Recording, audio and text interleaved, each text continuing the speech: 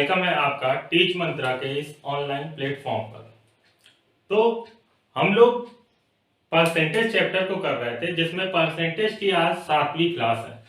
ठीक है, तो परसेंटेज में हम लोगों ने बहुत सारे सम सॉल्व किए और कुछ नए सवाल और भी आगे आपके आएंगे और लगभग 1 या 2 क्लासेस परसेंटेज की और आपकी रह गई है। उसके बाद जो अगला टॉपिक होगा वो हमारा होगा प्रॉफिट एंड लॉस। ठीक है, तो आज हम परसेंटेज का जो नए सम हैं उनको स्टार्ट करते हैं। तो वो सम है आपके इस तरह से हैं। पहले तो आपका जो चैप्टर है वो है परसेंटेज। तो यहाँ पे परसेंटेज के जो आपके पहला सम है, किसी चुनाव में 2 उम्मीदवार हैं। जीतने वाले उम्मीदवार को कुल मतों का 65% मत प्राप्त हुआ और वह 900 मतों से विजयी हो गया। तो उस चुनाव में कितने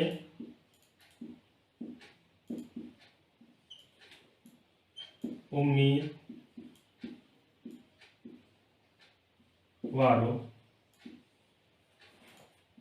ने नाम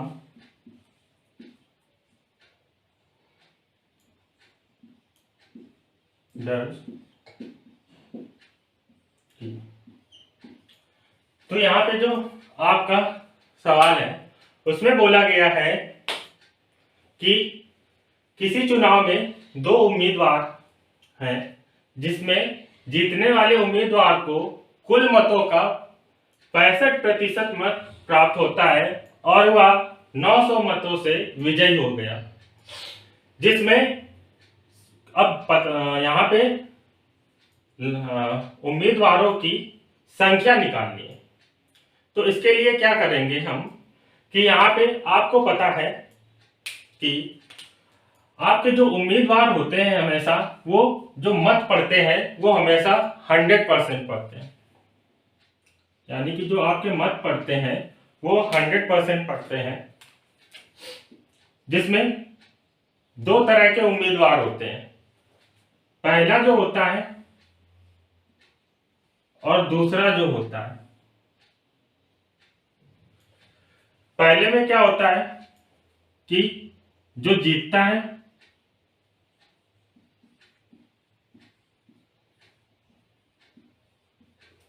और दूसरा जो होता है जो हारता है। तो यहां पे बोला गया है कि टोटल तो हमारा 100% था, लेकिन जीतने वाले में 65% जीतने वाले को मिला। तो यहाँ पे देखेंगे कि 65% अगर जीतने वाले को मिला है तो बाकी का 100 में बचा हुआ पार्ट कितना बचेगा जो हारने वाले को मिलेगा। तो हम क्या करेंगे, सीधा सा लॉजिक है, 100 में 65 को घटा देंगे। 5-3, यानी कि 35% उम्मीदवार उस चुनाव में हार जाते हैं। और इसमें एक तरीका ये होता है कि जैसे आपका क्या होता है कि यहाँ पे जीतेगा और हारेगा, तो इसमें क्या करेंगे, इन दोनों का डिफरेंस निकालेंगे, मतलब हार जीत के प्रतिशत में अंतर निकालते हैं। तो हार जीत के प्रतिशत में जो अंतर निकालेंगे वो आपका पहला था 65% जिसमें जीते और 35% हारे। तो इन दोनों का जो अंतर निकलेगा वो आपका 30% निकलेगा। अब क्या करना है, हमें कुल उम्मीदवारों की संख्या निकालनी, मतलब कितने उम्मीदवारों ने उसमें नाम दर्ज किया है ये निकालना है। तो इसके लिए हम क्या करेंगे कि हमारे जो कुल उम्मीदवार हैं, कुल मतों की संख्या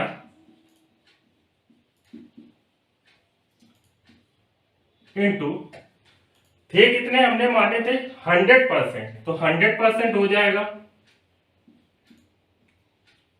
गुणे जो दोनों में अंतर निकला है आपका वो हो गया है आपका 30% बराबर कितने मत से विजय हुआ 900। तो अब हम इसको सॉल्व करेंगे, तो सॉल्व करेंगे, मान लो ये आपका हो गया x हो गया, 100 का 100% निकालेंगे तो 100% हटाएंगे तो 100 गुणे 100/100 हो जाएगा, इनटू में 30/100 हो जाएगा बराबर 900। तो 100 से 100 कैंसिल हुआ, ठीक है, 10 से 10 ये कैंसिल हुआ। अब बचा क्या, 3 बराबर यहां से निकालेंगे x बराबर 900 गुणे 10/3, यानी कि यहाँ पे x बराबर हो जाएगा 3 एकम 3, 3 त्रिका 9, 3000 उम्मीदवार उस चुनाव में शामिल थे। नोट कर लीजिए इसे, फिर अगला हम सॉल्व करते हैं।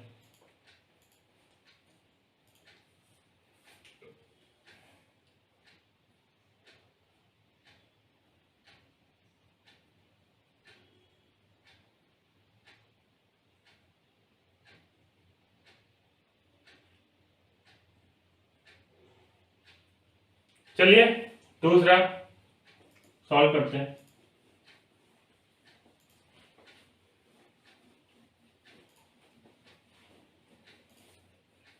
यहां पे तो ये तो था आपका जो विजयी हुआ। अब दूसरा देखेंगे जिसमें वो वोटों से हारता है।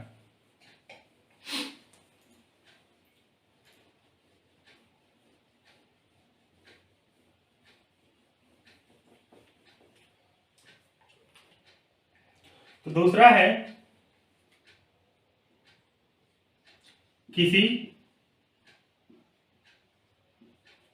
चुनाव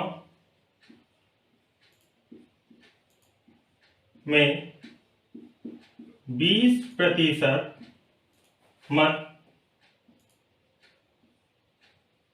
अवैध घोषित हुए,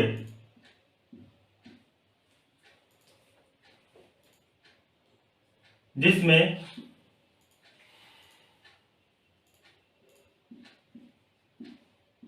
मोहन और सोहन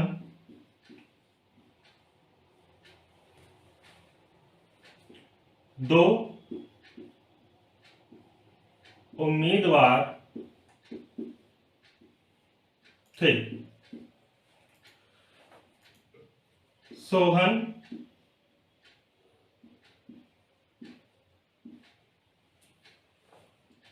को 40 प्रतिशत मत प्राप्त हुआ और वह 1600 मतों से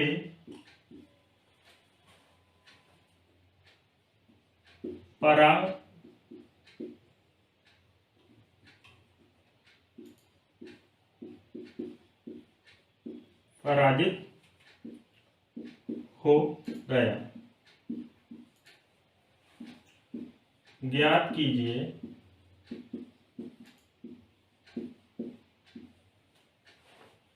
कि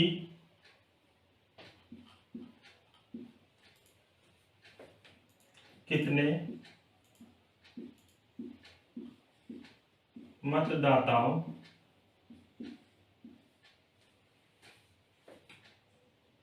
ने मतों को प्राप्त किया। यानी आपका जो सवाल है इसमें बोला है कि किसी चुनाव में 20% यानी कि जो 20% आपके मत थे वो अवैध घोषित हो गए। मतलब हम मानते हैं कि अगर 100% मत पड़ा है तो उसमें 20% मत ऐसे हैं जो जिसका कोई रिजल्ट नहीं निकला। ठीक है, मतलब एक तरीके से उसकी कोई काउंटिंग ही नहीं की गई। तो अब हम क्या करेंगे कि जो मत होंगे उसमें क्या करेंगे कि जो 100 था उसमें 20% अवैध हो जाएगा। तो अब हमारे पास बचेगा कितना मत, तो वो देखते हैं। यानी कि अब हमारे पास मानते हैं कि 100% था जिसमें दो तरीके से मत पड़ा। एक मत वो था जो वैध था और दूसरा मत वो था जो अवैध था। तो अवैध यानी कि अवैध में देखिए 20% मत अवैध पड़े तो 100 में 20% मत अवैध पड़ेंगे तो यहाँ पे वैध मत कितने बचेंगे 80%। अब हम जो काउंटिंग करेंगे वो 80% मतों में करेंगे। अब उसके बाद बोला है कि उसमें दो कैंडिडेट थे, एक था मोहन और एक था सोहन, जिसमें से सोहन को 40% मत प्राप्त होते हैं। यानी कि इस 80 में दो कैंडिडेट थे मोहन और सोहन। सोहन को 40% मत प्राप्त होता है। इसको हम मानते हैं ये हमारा 100% ही है। ठीक है, 80 जो परसेंट है वो हमारा 100% ही है वैध मतों में। ठीक है, तो यानी कि 100 में 40% तो सोहन को मिला और बाकी का बचा हुआ मोहन को मिला। तो अभी हमने सॉल्व किया था कि हार जीत के प्रतिशत में अंतर, तो यहां पे 60% माइनस 40% बराबर ये आपका हो जाएगा 20%। ठीक है, अब हमें कुल मतों की संख्या ज्ञात करनी है। तो कुल मतों की संख्या, कुल मत,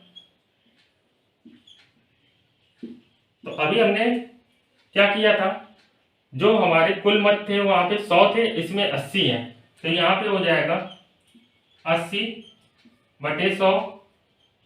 100 इसलिए किया क्योंकि ये 80% था, गुणे 20/100 बराबर 1600।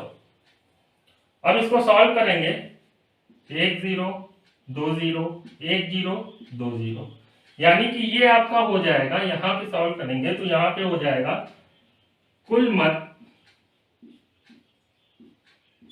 बराबर 1600 गुणे 100/8 गुणे 2, यानी कि 8 दूनी 16 और 2 एकम 2, यानी कि यहाँ पे जो कुल मत आपके हो जाएंगे वो हो जाएंगे आपके 10,000।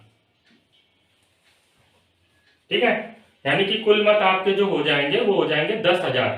ठीक है, अगर दिख ना रहा हो तो यहाँ पे ये देख लीजिए, यानी कि कुल मतों की संख्या जो आपकी आ जाएगी वो हो जाएगी आपकी 10,000। ठीक है, नोट कर लीजिए इसे भी।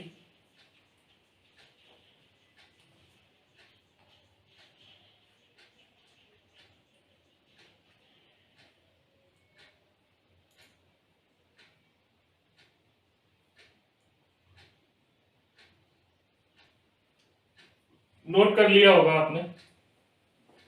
चलते हैं अगले सवाल की ओर। देखिए ये जो है इसको बहुत शॉर्ट तरीके में सॉल्व, ये तो सॉल्यूशन कर रहा है, आप जो करेंगे बहुत शॉर्ट में सॉल्व करेंगे वो मुझे पता है, ये तो मैं समझा रहा हूं तो इसलिए। और साथ ही साथ आप लोग नोट्स बनाते जाइए। ठीक है, अभी क्या है, नोट्स आपको दिए जाएंगे लेकिन अपने नोट्स अपने ही होते हैं, वो आपको पता है कैसे बनाया है मैंने और वहां पे क्या क्या चीजें इंक्लूड की है। मैं जो बनाऊंगा उसको भी दूंगा आपको, लेकिन आप साथ में नोट्स बनाते चलिए, जिससे ये होगा कि एग्जाम टाइम में आप अपने नोट्स पढ़ेंगे तो बहुत ज्यादा समझ में आएगा। ठीक है, तो अपने नोट्स आप खुद से बनाइए, इसीलिए मैं टाइम देता हूं आपको लिखने का।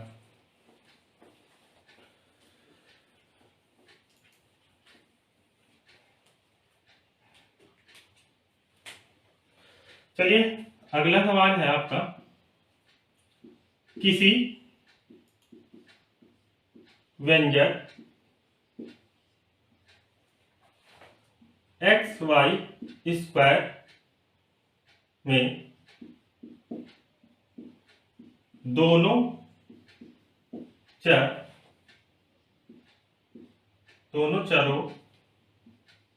का दोनों चर x तथा y का मान 20% कम हो जाता है, 20% कम हो जाता है, तो इसके कारण व्यंजक का मान कितना प्रतिशत कम हो जाता है।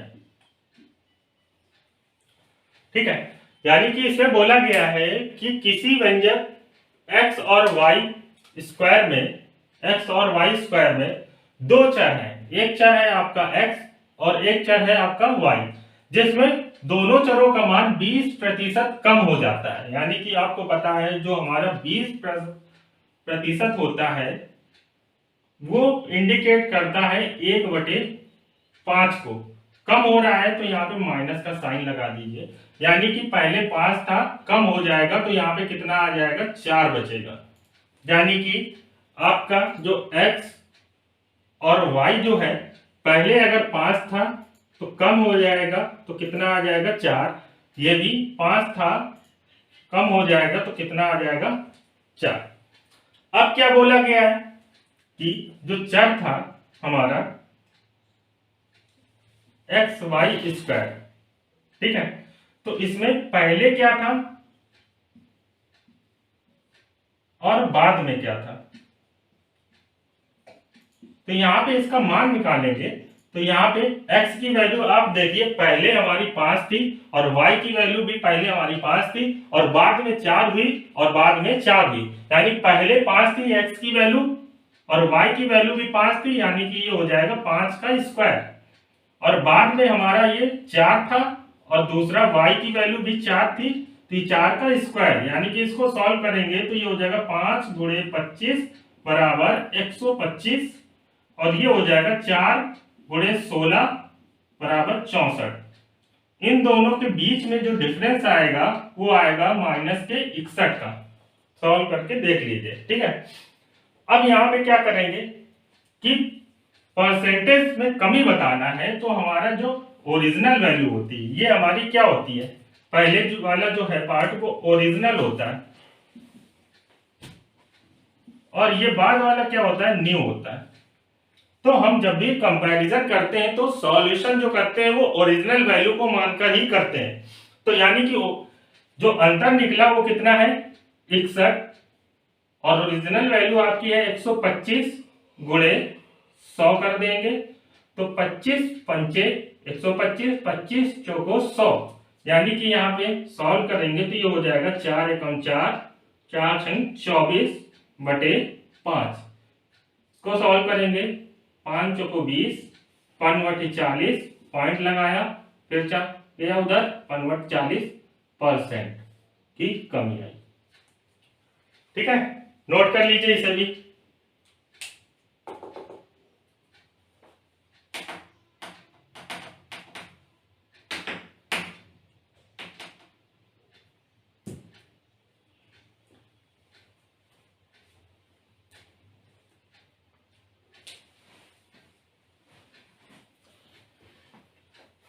नोट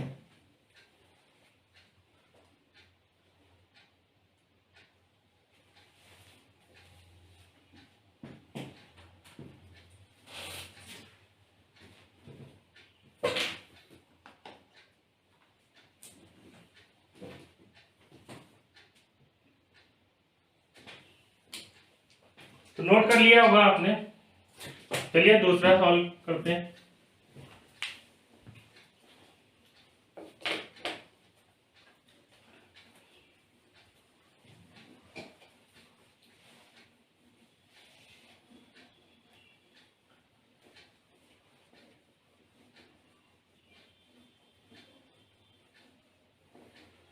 चलिए अगला सम सॉल्व करते हैं।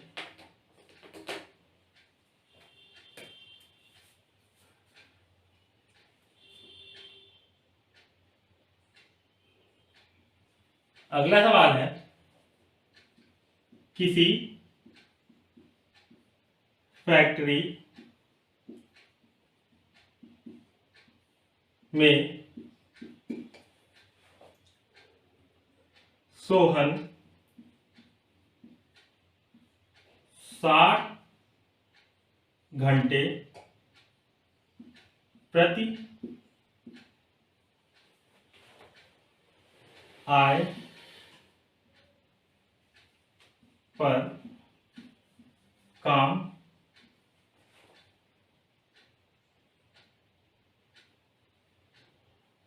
करता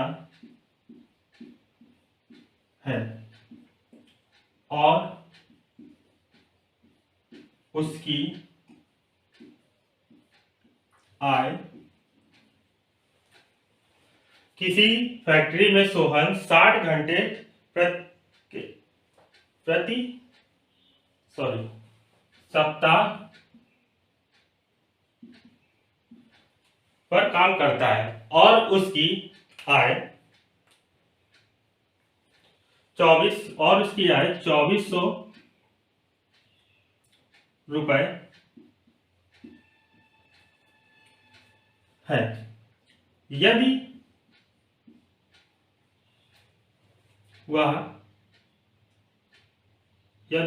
आय प्रति घंटे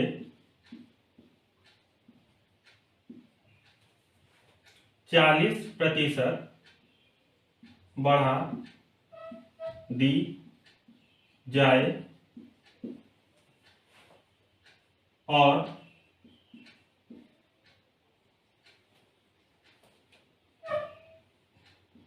काम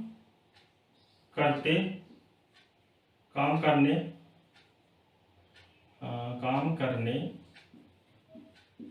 का समय 16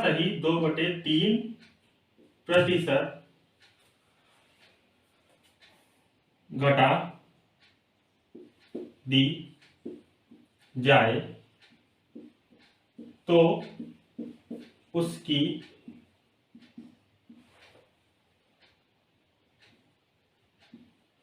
तनख्वाह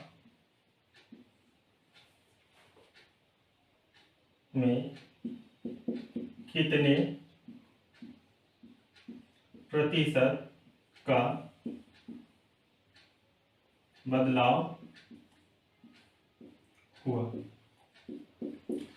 यानी कि अब देखिए यहां पे बोला है कि एक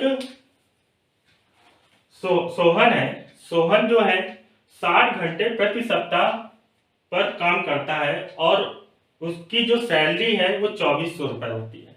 लेकिन अब बोला गया है कि वहां पे अगर उसकी सैलरी 40% प्रति घंटे बढ़ा दी जाए और काम का समय 16 सही 2/3% घटा दिया जाए तो उसकी तनख्वाह में कितने % का बदलाव आएगा। अब आप एक चीज ये देखिए कि यहाँ पे ये जो पॉइंट दिया गया है इसका हमारे सम में कोई मतलब नहीं है। हम जो सॉल्यूशन करेंगे वो यहां से करेंगे इतने के लिए, ठीक है। यानी कि इस यहां तक केवल वो आपको कंफ्यूज करने के लिए बोल रहा है, ठीक है। तो अब हम करेंगे क्या कि हम देखेंगे कि हमारे जो 40% है उसकी जो फ्रैक्शनल वैल्यू होती है वो 2/5 होती है और बोला क्या है बढ़ रहा है, यानी कि 5 थी तो बढ़ेगा 2 बढ़ जाएगा उसमें। और दूसरी वैल्यू जो है 16 सही 2/3% है तो इसमें इसकी जो फ्रैक्शनल वैल्यू होती है 1/6, ठीक है।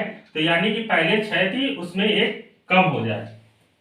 तो यहां पे देखेंगे कि जो आय प्रति घंटे थी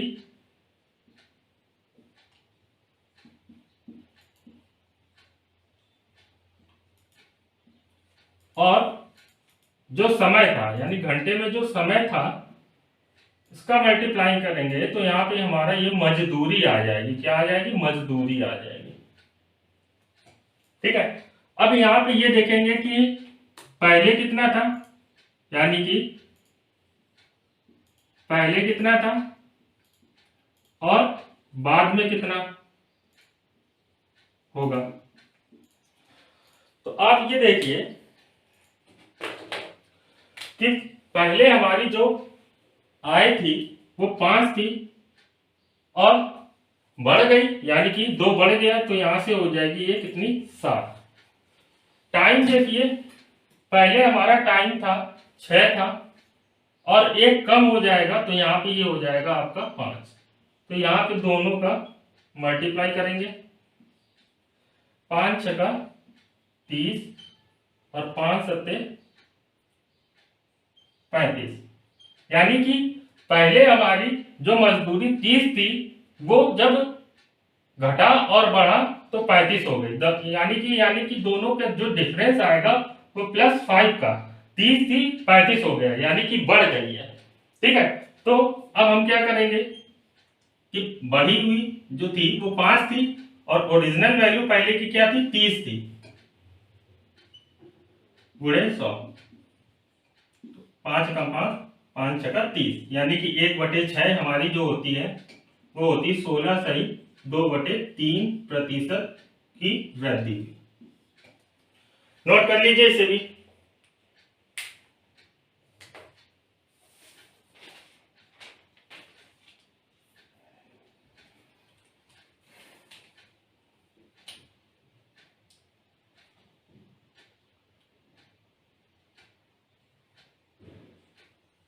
चलिए नोट कर लिया होगा आपने।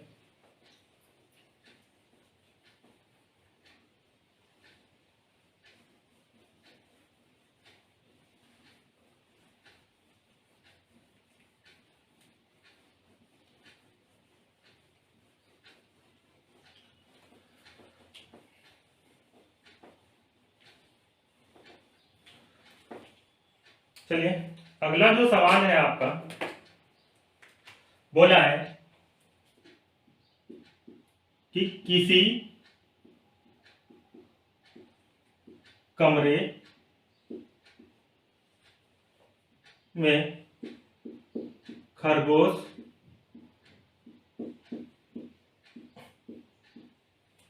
और कबूतर हैं। किसी कमरे में खरगोश और कबूतर हैं। अगर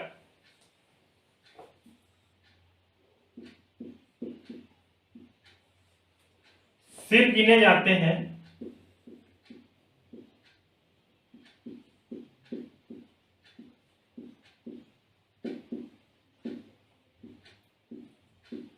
तो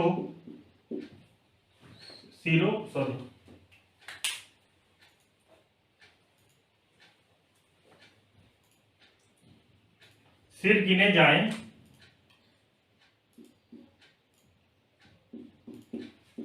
तो 280 होते हैं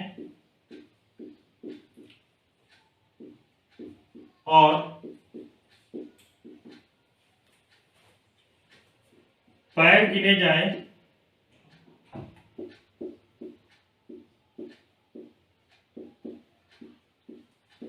तो 820 होते हैं।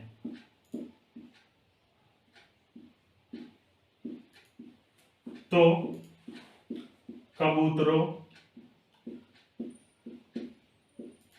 की संख्या ज्ञात करें।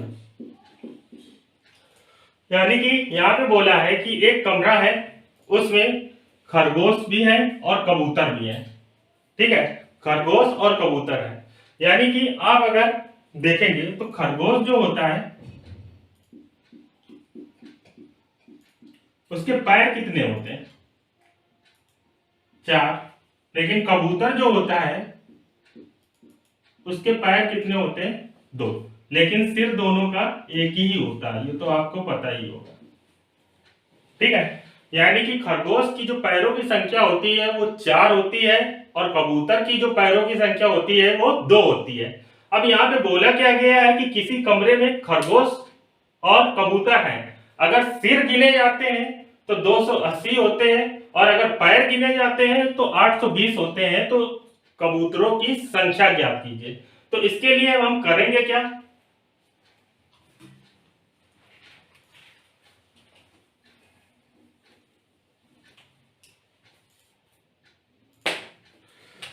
अब इसके लिए हम करेंगे, जो हमारे खरगोश होते हैं, रैबिट होते हैं, और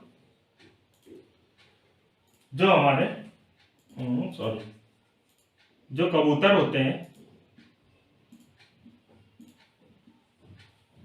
और जो खरगोश हैं,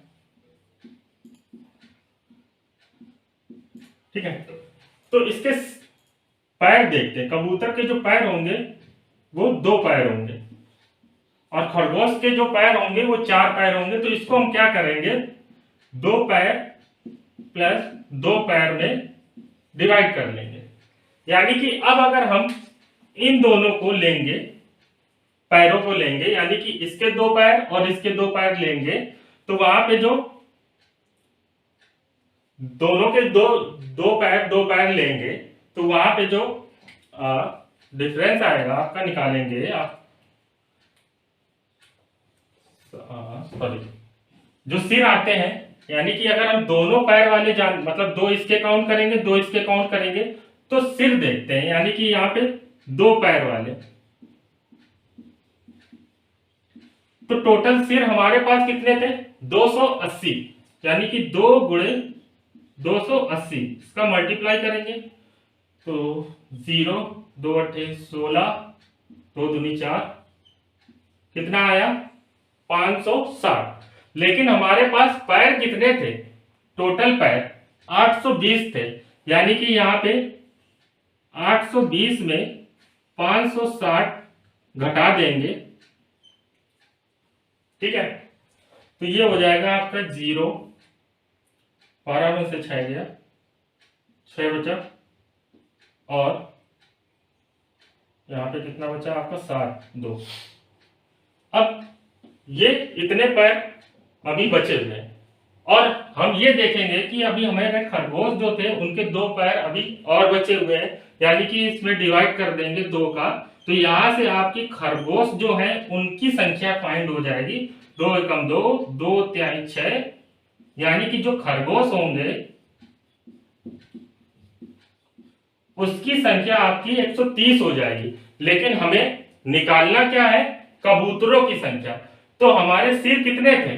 280, यानी कि कबूतरों की संख्या निकालेंगे।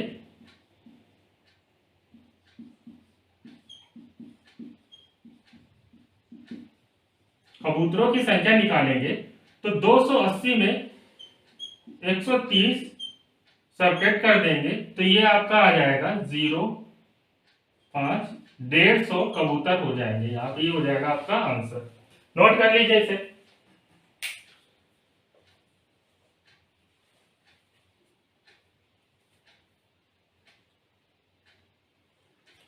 नोट कर लिया होगा आपने।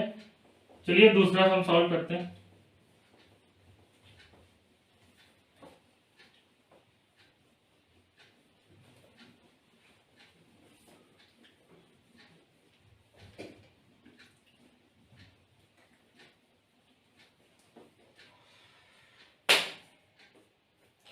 चलिए अगला सवाल जो है आपका वो ये है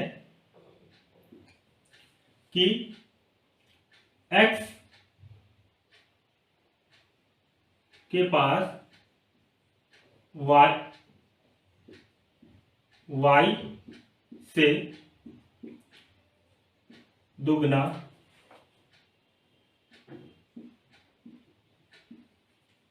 रुपए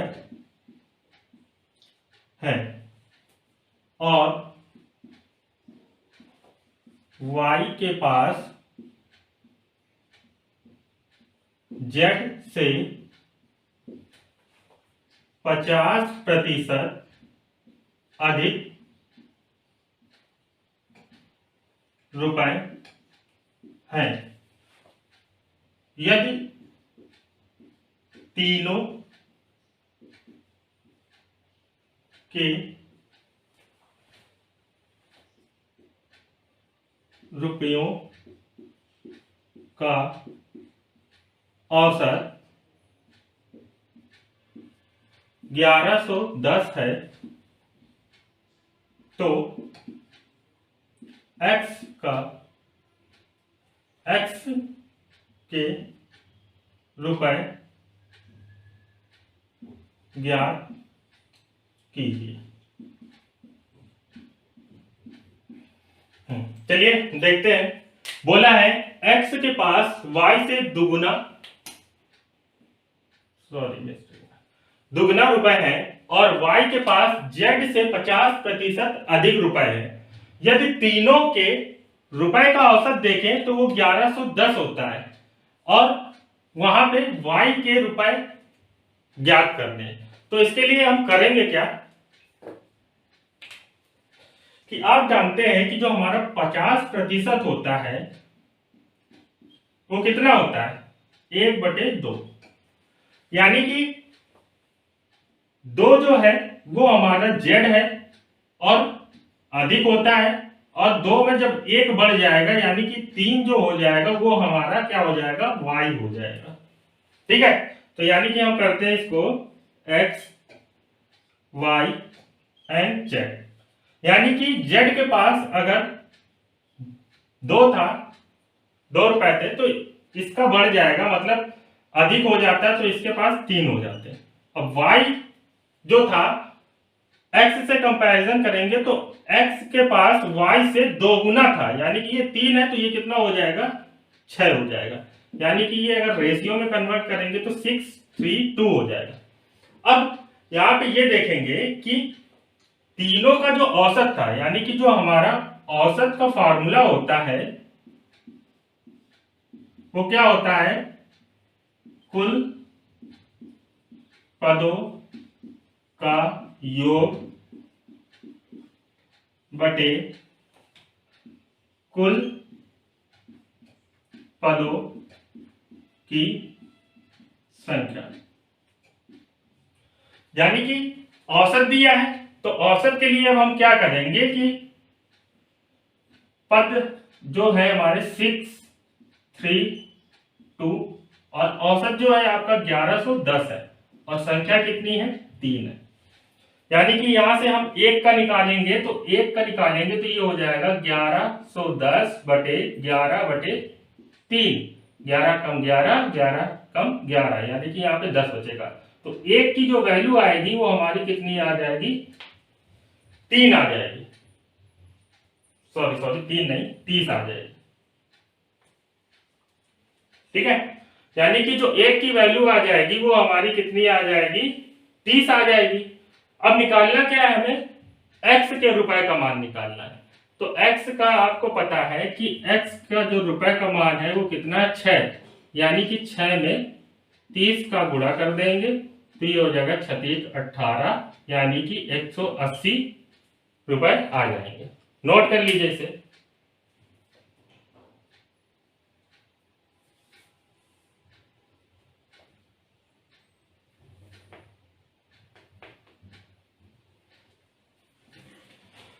नोट कर लिया होगा। चलिए दूसरा देखते हैं।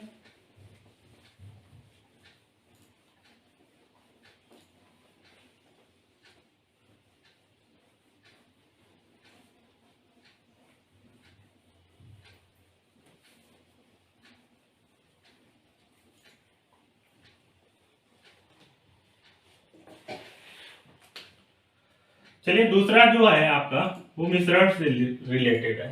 यानी कि बोला है कि अगर 15 लीटर घोल में 40% चीनी है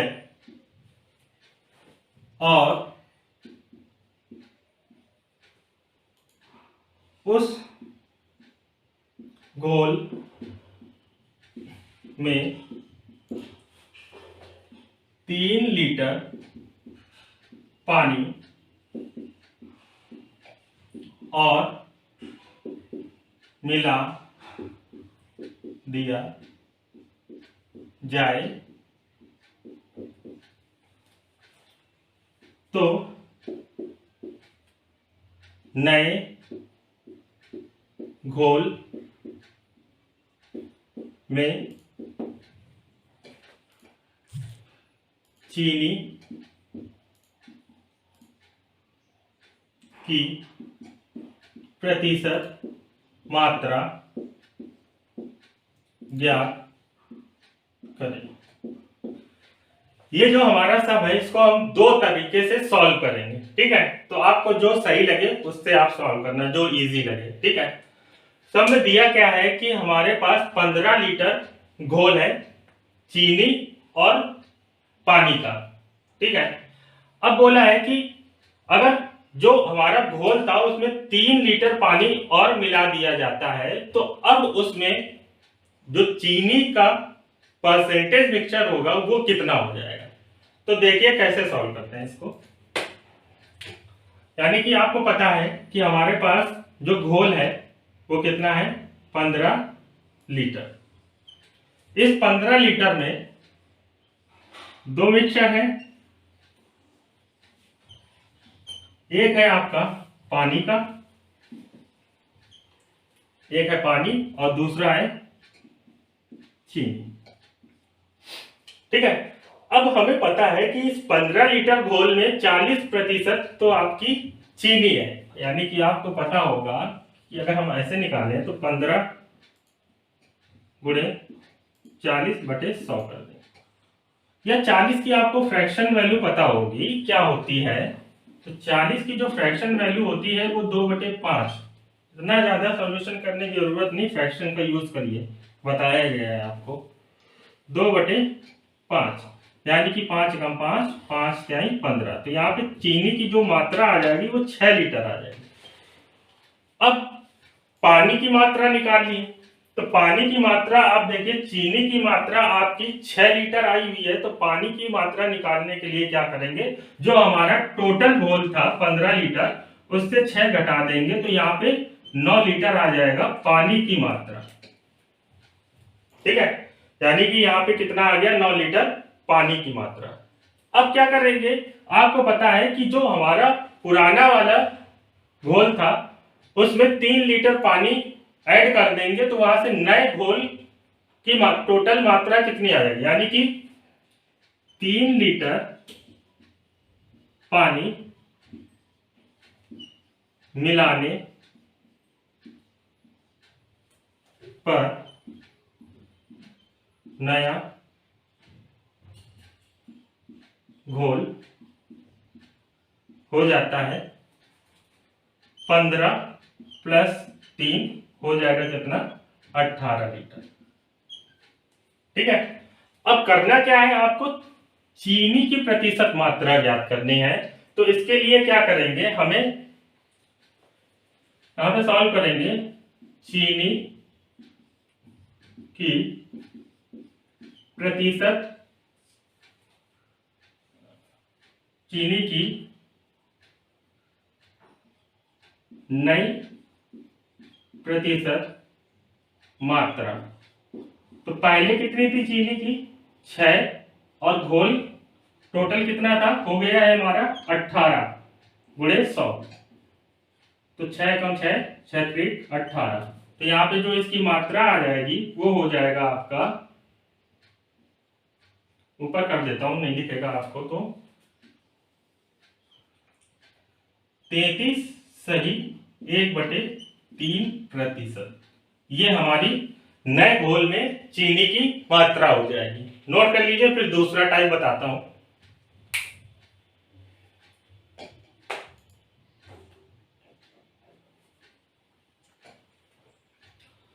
नोट कर लिया होगा।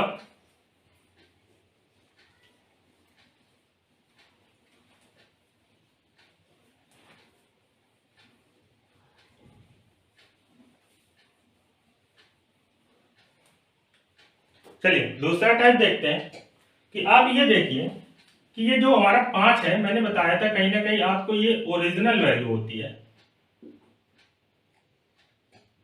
और ये क्या होता है, परसेंटेज रिजल्ट होता है।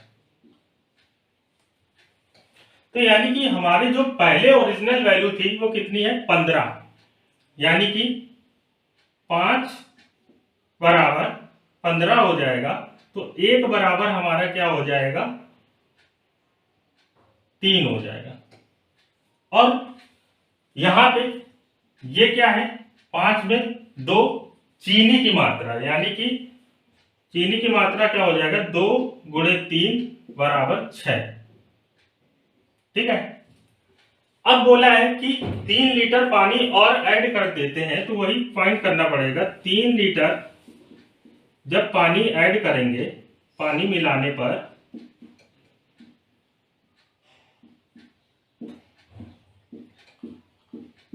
नए घोल की मात्रा, तो ये आपका हो जाएगा 15, पहले था 3 और ऐड किया तो ये हो जाएगा 18 लीटर। अब चीनी की मात्रा यहां से कितनी आ गई, 6, यानी कि नया चीनी की नई मात्रा, परसेंटेज मात्रा जो होगी वो हो जाएगी 6/18 गुणे 100, यानी कि ये हो जाएगा 33.1/3% चीनी की नई मात्रा आ जाएगी आपके 18 लीटर वाले घोल में। नोट कर लीजिए इसे भी।